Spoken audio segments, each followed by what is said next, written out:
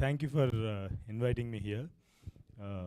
గోపాల్ కృష్ణారెడ్డి గారు ఎవరు రాడు అలా పక్కకి తీసుకురండి. పొరపాటున చిన్నప్పుడే సినిమా తీసాను, అందుకని నా కింద నుంచి అంటే నిన్న నైట్ దాకా పులిసిపోయింది నాకు సత్యకి.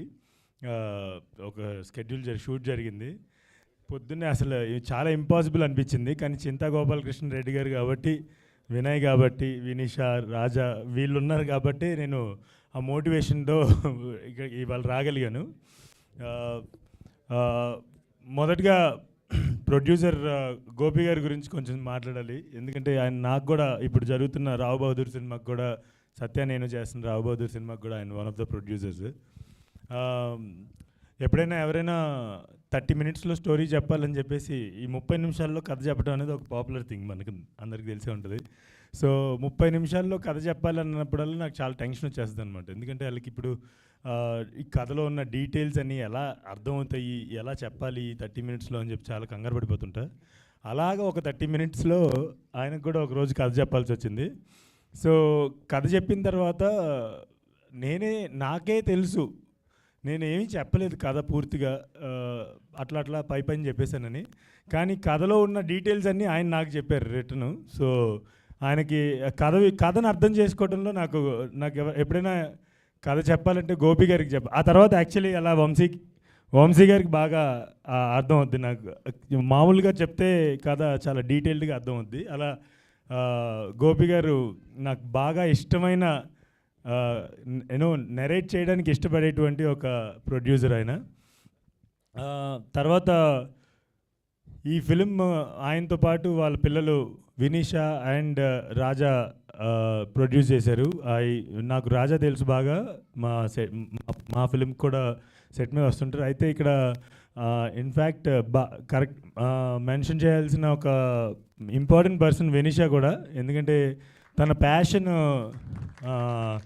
నేను దగ్గరగా చూశాను. ఈ ఫిలిం పట్ల ఆమె పెట్టిన ప్యాషన్ కానీ, ఆమె పెట్టిన శ్రమ కానీ నేను చాలా ఇంప్రెస్ అయ్యాను. నేను ఆమె ఈ ఫిలింకి పెట్టిన ఎనర్జీ చూసి I hope and I also believe that Chinta Gopalakrishna Reddy garu అలాగే వాళ్ళ పిల్లలు ఇక్కడ చాలా కాలం ఉంటారు ప్రొడ్యూసర్స్గా, అండ్ చాలా మంచి సినిమాలు మనందరికీ ఇస్తారని నేను గట్టిగా నమ్ముతున్నాను.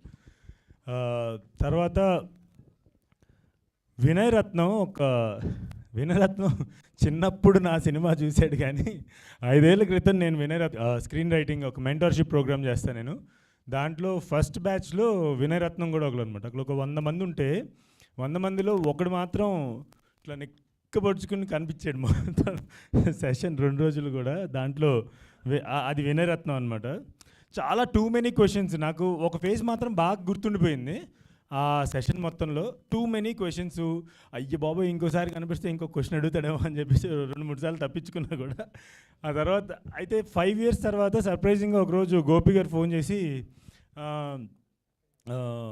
ఇలాగా ఒక సినిమా తీస్తున్నానండి, ఆ డైరెక్టరు మీ శిష్యుడు అంట వినయ్ అంట. అంటే నాకు అసలు గుర్తురాలేదు, మన దగ్గర ఎవరి అసలు ఫస్ట్ నాకు శిష్యులు ఏంటి నాకు అర్థం కాలేదు. సో నా తర్వాత ఈయన ఒక మెసేజ్ పెట్టాడు, ఫస్ట్ గుర్తుపడతానో లేదా అని. అప్పుడు దిగిన ఒక ఫోటో పెట్టాడు అనమాట. ఇతను ఆ రోజు గుర్తున్న ఒకే ఒక ముఖం, అంటే చాలా ఉన్నారు కానీ బాగా ప్రస్ఫుటంగా గుర్తున్న ముఖం అనమాట.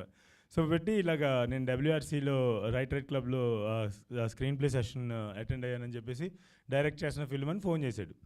ఫోన్ చేస్తే వినయ్ నేను నీకు అదే నాకు గోపి గారు ఫోన్ చేసి చెప్పారు, మీ సలహాలు ఏమైనా ఇమ్మని. నీకు ఎలాంటి సలహా కావాలి అంటే, ఏ హెల్ప్ కావాలంటే నాకు ఏం హెల్ప్ అవసరం లేదన్న మీ దగ్గర నుంచి అన్నాడు. సో అనగానే మరి నాకెందుకు ఫోన్ చేశాను, ఏం లేదన్నా జస్ట్ ఇలాగ రైట్ క్లబ్ నుంచి అప్పుడు చేసి ఫిల్మ్ తీస్తున్నానని చెప్దామని చెప్పేసి. అండ్ నార్మల్గా అంటే ఒక షాక్ ఇచ్చాడనమాట నాకేం లేదన్నా, నేను సూపర్ క్లారిటీతో ఉన్నాను, ఈ సినిమా కరెక్ట్గా తీస్తున్నాను, నాకేం క్వశ్చన్లే అడగాల, మీరేం నాకు హెల్ప్ చేయాల్సిన అవసరం లేదు అని అన్నాడు.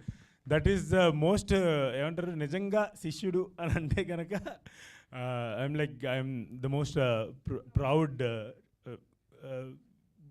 వదిలేండి మెంటర్, గురువు అంటాం కన్నా, మెంటర్.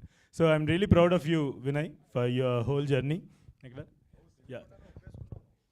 ఏది లేదు అంటే నేను అదే చెప్తున్నా కదా, మీ ఇద్దరం ఒకటే ఏజ్. నేను చిన్నప్పుడు తీసేసా సినిమా, అదే తప్పు కూడా, అది మంచి కూడా జరిగింది నాకు. So yeah, congratulations, I'm really proud of you man. Yeah, and the whole team. Akshay నాకు విజువల్స్ అద్దరి. బై ద వే, నేను అందరూ చాలామందికి సినిమా టీజర్ మాత్రమే తెలుసు. నేను ఆల్మోస్ట్ 1 hour ఫిల్మ్ కూడా చూశాను, వాళ్ళు షూట్ చేసినప్పుడు చూసాను. అండ్ ఆల్సో నేను ఒక 3 songs విన్నాను. Beautiful music to the music directors. నేను అనగనగా సాంగ్స్ కూడా విన్నానండి.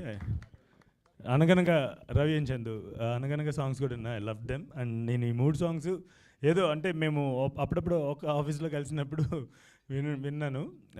Really beautiful music. నాకు ఎస్పెషల్లీ ఆ ఫస్ట్ సాంగ్ ఉంది కదా, కిరవన్ గారు పాడిన song, beautiful. And the love song is also really good. Yeah, music is going to be wonderful, నా అది మాత్రం చెప్తున్నా. And film, I was surprised. Akshay visuals కానీ, ప్రొడక్షన్ డిజైనర్, ఆర్ట్ డైరెక్టర్ నాకు విష్ణు, అసలు నేను నమ్మలేకపోయాను. నేను అంటే నేను ఆ మారేడుమిల్లి ఆ చుట్టుపక్కల తిరిగాను, ఇంత బ్యూటిఫుల్గా ఎలా తీశారు అని నాకే సర్ప్రైజింగ్ అనిపించింది అనమాట. To the whole crew, it's wonderful efforts. And cinema చాలా బాగుంది. మనోడు విష్ణు అయితే, విష్ణు రైట్, యాక్టర్ వంశీ నేను సర్ప్రైజ్ అయ్యా యాక్చువల్లీ. అంటే అసలు అలా స్క్వింట్ అయి పెట్టి అంతకాలం అంటే 2 కళ్ళు మన అందరం కూడా పెడతాం ఇలాగా, బట్ అది అన్ని రకాల మనం పెట్టేటువంటి స్క్వింట్ అయి కాదు, ఒక కన్ను మాత్రమే జరపడం అనేది అసలు ఇంపాసిబుల్. అంటే నాకైతే ఐ డోంట్ నో నేను చేయగలను లేదు. బట్ అన్ని రోజుల పాటు షూట్లో 2 సంవత్సరాలు ప్రాక్టీస్ చేశాడంట ఆయన అలా పెట్టడానికి సినిమాలో. Really great, I mean great effort Vamsi. Yeah, and also Sandhya, మీరు అసలు నాకు చాలా బాగున్నారండి. మీ పర్ఫార్మెన్స్ కూడా చాలా న్యాచురల్గా ఉంది. అంటే నేను ఎక్కువ ఎందుకు మాట్లాడుతున్నా అంటే సినిమా వీళ్ళందరికన్నా ఎక్కువ చూశాను కాబట్టి. సో చాలా beautiful performance, great. And whole crew. నాకు ఇంకొకటి ఏంటంటే, అది చాలా రోజులైంది చూసి నేను, వీళ్ళు షూట్ చేస్తున్నప్పుడు చూశాను. ఈ మధ్యకాలంలో రీల్స్లో ఒక ఆయన వస్తున్నాడు, భలే నాకు చాలా బాగా నచ్చుతున్నాడు, ఇన్ని ఎక్కడో చూసా అంటే ఇప్పుడు టీజర్లో చూసేదా గుర్తొచ్చింది సినిమా. Gopi, I really love your content man. I mean content అనే పదానికి నేను వ్యతిరేకం, కానీ I can use it for you. I really love your content. అంటే సెటైర్ వేస్తూ నవ్వించడం అనేది చాలా కష్టమైన జాబు. జస్ట్ కాంటెంట్ క్రియేటరు, ఇలా influencer, you are a story teller actually. You are telling stories in it. Yeah, great. మీ team అందరికి కూడా నా అప్రిషియేషన్ చెప్పండి, నేను తెలియజేయండి. అండ్ అన్న, కేర్ ఆఫ్ కంచపాలెం అని అసలు ఎవరినో కూడా తెలియదు ఎవరికి. ఇక్కడే ఇండస్ట్రీలో 8 ఏళ్ళు పనిచేసినా కూడా నేను పనిచేసిన వాళ్ళకి తప్ప పక్కనోడికి తెలిసేవాడిని కాదు. నేను ఎప్పుడు కూడా అంత గుట్టు చప్పుడు కాకుండా నా పని నేను చేసుకుంటూ వెళ్ళిపోయాడు. అలాగే గుట్టు చప్పుడు కాకుండా ఒక సినిమా తీసా, కేర్ ఆఫ్ కంచపాలెం అని. తీసుకుని హైదరాబాద్ పట్టుకొచ్చాను. పట్టుకొస్తే అది జనాల్లోకి వెళ్ళడానికి కారణమైన మీడియా మొత్తానికి కూడా అప్పుడు థ్యాంక్స్ చెప్పాను, ఎప్పుడు థ్యాంక్స్ చెప్తాను. మీరు కనుక లేకపోతే బహుశా కేర్ ఆఫ్ కంచపాలెం అనేది అంత జనాల్లోకి చొచ్చుకుపోయి ఉండేది కాదు. అండ్ ఆ సినిమా అలా చొచ్చుకుపోకపోయి ఉంటే ఇప్పుడు ఇంతమంది స్టేజ్ మీద చెప్పారు చిన్నప్పుడు ఆ సినిమా ఇన్స్పైర్ చేసిందని. సో దానంతటికి కారణం మీకు కూడా భాగం ఉందన్న దాంట్లో.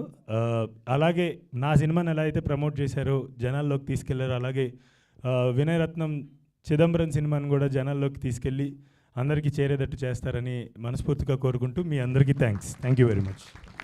వెంకటేష్ గారు, ఇక్కడ ఉన్న వాళ్ళందరూ మా చిన్నప్పటి నుంచి అంటున్నారు అన్నది కాకుండా మీ ఇన్సెక్యూరిటీ ఏంటి?